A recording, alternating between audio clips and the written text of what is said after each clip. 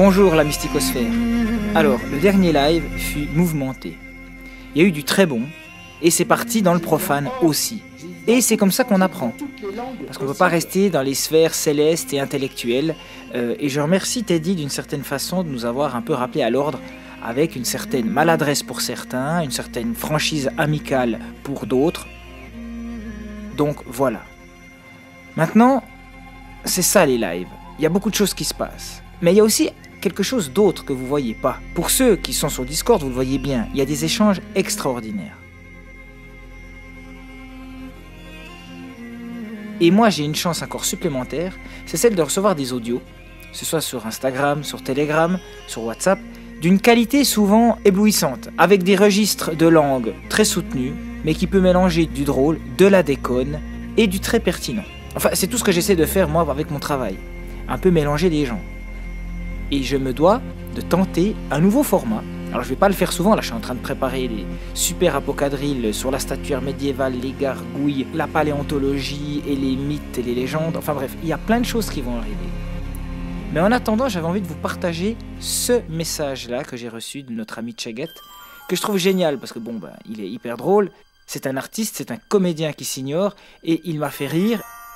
Et il m'a en même temps carrément fait pleurer. Et grâce à lui, j'ai retrouvé une œuvre d'art. Enfin, je vous en dis pas plus, vous allez tout comprendre. Je vous remercie, c'est un format un peu nouveau, c'est les commentaires de la mysticosphère.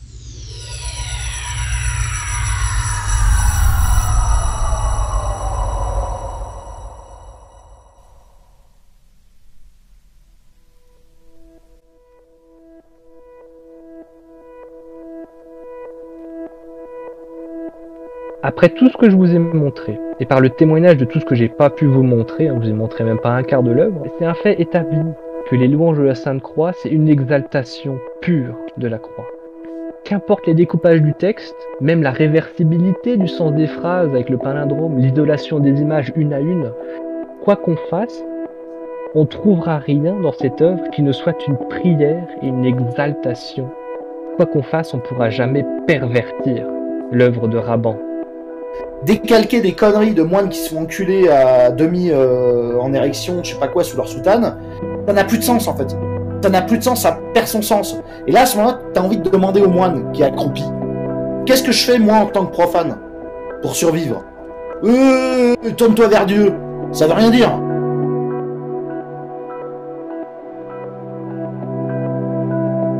À un moment d'ailleurs de son... L'image qu'on a vu, c'est une énorme croix avec un mec agenouillé, avec des milliers de textes qui lui rentrent dans le cul, tu vois. Il y a un moment, il y a un truc de dingue quand même de ce qui se passe, franchement. Mandrillo, écoute, moi j'aimerais moi aussi qu'à la fin de ma vie, si je pouvais te représenter sur une grande fresque, d'ailleurs que je pourrais te commander, comme Requiem, une image du Requiem, parce que moi, Mandrillo, ce que je dois te dire, c'est que moi, avant la fin de ma vie, je vais composer mon propre Requiem, basé sur toutes les œuvres qu'on a déjà entendues, hein, attention, c'est pas que je prétends inventer des choses nouvelles, non. Mais j'ai suffisamment de connaissances pour m'approcher de formes qui me plaisent et peut-être, je sais pas, faire ensemble une composition alchimique qui permettra ensuite de transcender les foules qui viendront à mon enterrement. Parce qu'attention, il y aura des foules tout entières, hein, parce que je suis très connu, tout le monde m'aime beaucoup. Et puis dire... Mandrillo, il faut que tu me fasses une fresque. Pour moi, je te commande, hein, et bien sûr, je te paye, hein, je te type pas un bal, hein, je te donnerai beaucoup d'argent pour ça. Et tu me fais une grande auréole comme ça derrière moi, car moi, je suis un saint.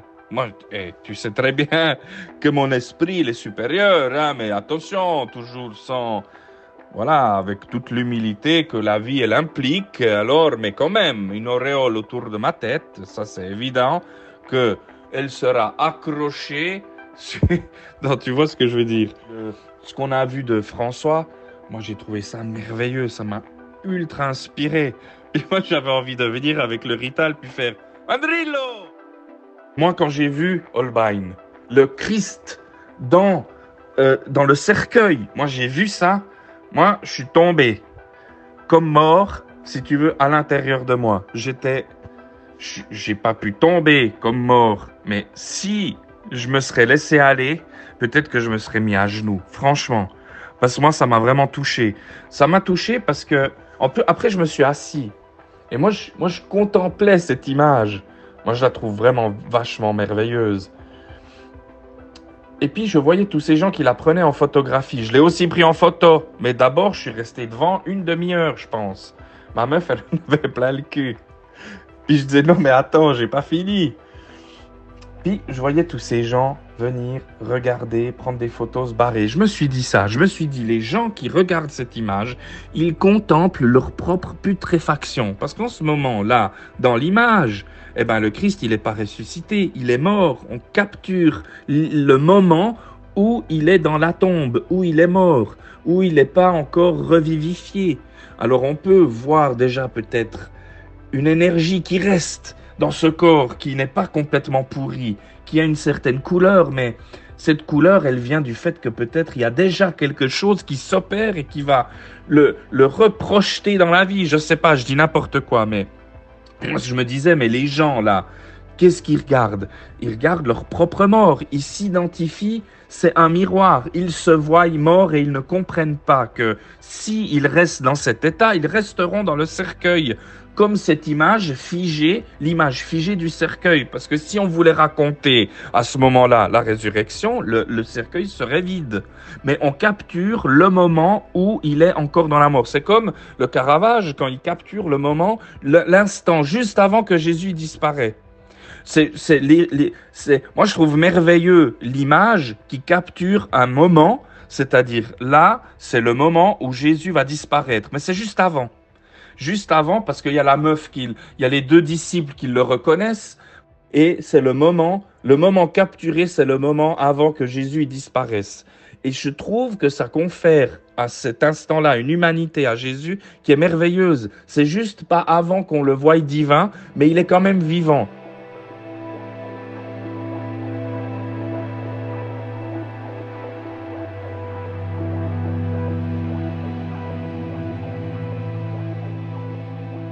Il est là, il rompt le pain. Moi, je trouve, ça m'a beaucoup touché, cette image. Et je me suis dit, putain, la temporalité, comme elle est constante, il y a une tension de la temporalité là-dedans, tu vois. Il y a une tension de la temporalité entre le Christ qui est là, qui partage le pain, puis il va bientôt disparaître, parce que c'est ce que nous raconte le texte biblique, mais il est encore là. Et c'est comme s'il était contraint, contenu, tu vois, dans ce cadre que le Caravage il décide de montrer. Moi, je trouve ça, ça m'a beaucoup touché. Puis, le Holbein, ça fait la même chose. Parce que moi, je vois ça, mais moi, je m'imagine des gens en train de sortir. Tu comprends? Mais ceux qui regardent ça et qui voient et qui repartent et qui le prennent en photo, qui comprennent que dalle, la seule chose qu'ils sont en train de faire, c'est de se regarder eux-mêmes. Ils repartent comme ils sont venus. Ils n'ont pas été touchés, ni transcendés, ni bouleversés. Cette image n'a provoqué aucune réaction, aucune expérience, rien. Ils repartent avec l'information dans la tête sans que cette information ne produise la vie, c'est-à-dire faire germer une semence. Tu captes? Bon. Moi, j'ai le sentiment, avec ces exégètes, que c'est pareil. Parce que la semence, par exemple, de ce que je te disais, avec l'affabulateur qui voit dans les images d'Amérique du Sud un voyageur cosmique, ça peut être complètement débile, mais il n'empêche que ça génère tout d'un coup un univers qui fait même des milliards au cinéma, parce que c'est ce que raconte le film Prometheus, qui engrange, qui capitalise. C'est là qu'il y a les thunes. Si on a envie de refaire le discours de l'autre soir, tu vois, ah oui, mais il faut pas aller voir les TikTokeuses de 15 ans. Il faut générer des univers suffisamment prolifiques.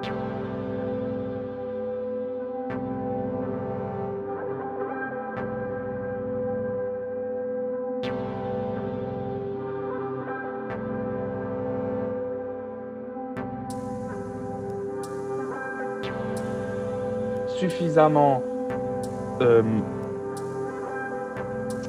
j'ai pas envie de dire énergétique, mais suffisamment fécond, voilà, pour générer des thunes. Ensuite, tu vois, il faut être créatif.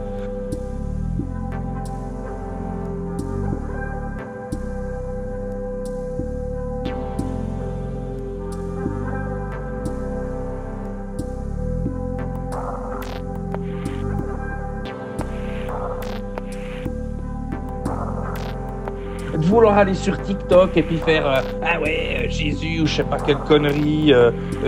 Je dis n'importe quoi parce que je saurais même pas quoi aller raconter. C'est pas créatif, pas du tout. C'est anti-créatif sa mère. C'est anti-créatif. C'est tout. C'est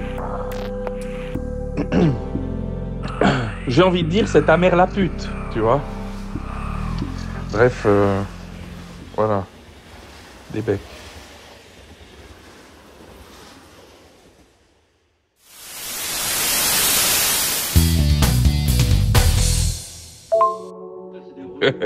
Madrillo, tu veux pas faire comme... tu veux pas faire comme Stéphane Bern? Salut les amis, c'est Stéphane Bern. Je suis une invitée exceptionnelle de Mamie Twink pour une vidéo, l'exploration insolite et nocturne du château de Maintenon. Tu devrais faire comme Stéphane Bern, hein? Et puis aller présenter les châteaux. Et puis... La mission patrimoine qui m'a été confiée par le président de la République. Moi, je regarde tout de suite ces émissions comme ça. Indispensables du patrimoine. Nous allons ensemble pouvoir le faire grâce à la Fondation du patrimoine. Mandrillo, moi, il y a une chose que je comprends pas. C'est pourquoi tu te justifies. Pourquoi tu te justifies? Tu fais que si tu veux. Si tu mets si tu mets la miniature de Sacha Gray, tu mets la miniature qui te pare. Et c'est tout. Qu'est-ce que tu te justifies?